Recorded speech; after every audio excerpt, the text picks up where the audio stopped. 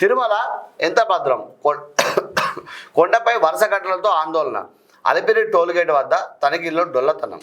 తిరుమలలో చేరుతున్న నిషేధ వస్తువులు. టీటీడీ భద్రతా విభాగం పనితీరు ప్రశ్నార్థకం. చేతిలో లాఠీ కూడా లేకుండా విధుల్లో సిబ్బంది. ఇక్కడ ఏళ్ల తరబడి పాతుకుపోతున్న పోలీసులు. ఉన్నతాధికారులకు దర్శనాల్లో తలా మునుగలట. తక్షణమే విజిలెన్స్ పక్షాలకు భక్తుల వినతట. కలిసి పనిచేయలేరా? నేను చెప్పినవన్నీ అమలు చేయకపోతే ఎలా? ఉమ్మడిగా చర్చించి నిర్ణయం తీసుకోలేరా?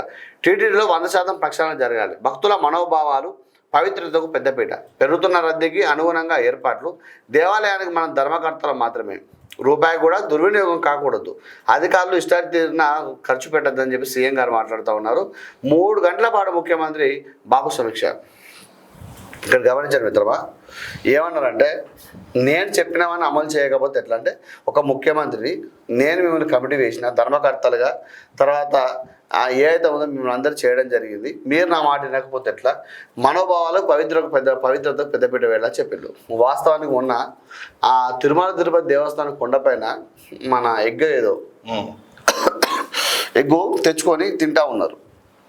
అది సిబ్బంది చూసి అంటే మాకు తెలియస్తారని చెప్పారు. అంటే అంత కొండపైకి ఎట్లా పోయింది అంటే కింద భద్రతా వైఫల్యం కొట్టొచ్చినట్టు కనబడతా ఉన్నది. అనేక నిషేధ వస్తువులు అంటే అన్నీ వస్తాయి. చికెను, మటను, మాంసాహారం, మందు, ఇవన్నీ సిగరెట్లు, ఇవన్నీ కూడా వస్తాయి, గుట్కాలు. అయితే ఈ నిషేధిత వస్తువులన్నీ కూడా పైకి ఎట్లా పోతున్నాయంటే అధికారులు చేతిలో లాఠీలు లేకుండా, అంటే లాఠీలు ఉంటే కొట్టుమని కాదు ఇక్కడ వ్యవహారం.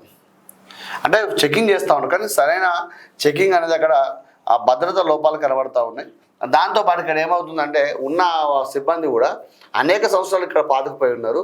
ఏంటంటే అధికారులు వచ్చినప్పుడు, లేకపోతే ప్రతినిధులు వచ్చినప్పుడు వాళ్ళ దర్శనాలు, విఐపి దర్శనాలు చేసడానికే వాళ్ళు తలా మునకలు అవుతా ఉన్నారు. కాస్త ఇక ప్రజలు ఎప్పుడు పట్టించుకుంటారు, ఈ నిషేధ వస్తువులు పైకి పోకుండా ఎట్లా ఆపుతారు అనేది ఇక్కడ వార్తక అంశం యొక్క సంబంధిత అంశం ఇది.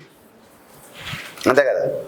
వాస్తవానికి తిరుపతి దర్శనానికి వెళ్ళినప్పుడు ఎట్లుంటుందంటే సిచ్యువేషన్, ఇప్పుడు మనం ట్రైన్లో వెళ్ళినప్పుడు అంటే మనం ఎక్స్ప్రెస్ ట్రైన్ల కోసం మన ప్యాసింజర్ని పక్కకు ఎలా పెడతారో, ఇప్పుడు లైన్లో చాలా గంటలు నిల్చొని చాలా గంటలు వెయిట్ చేస్తుంటారు. అప్పుడు విఐపీలు వస్తారు. ఈ గంటల ఇక్కడ నిరీక్షణ వీళ్ళకుంటే విఐపీలు వచ్చి దర్శనం చేసుకొని పోతారు. అట్లుండదు పరిస్థితి.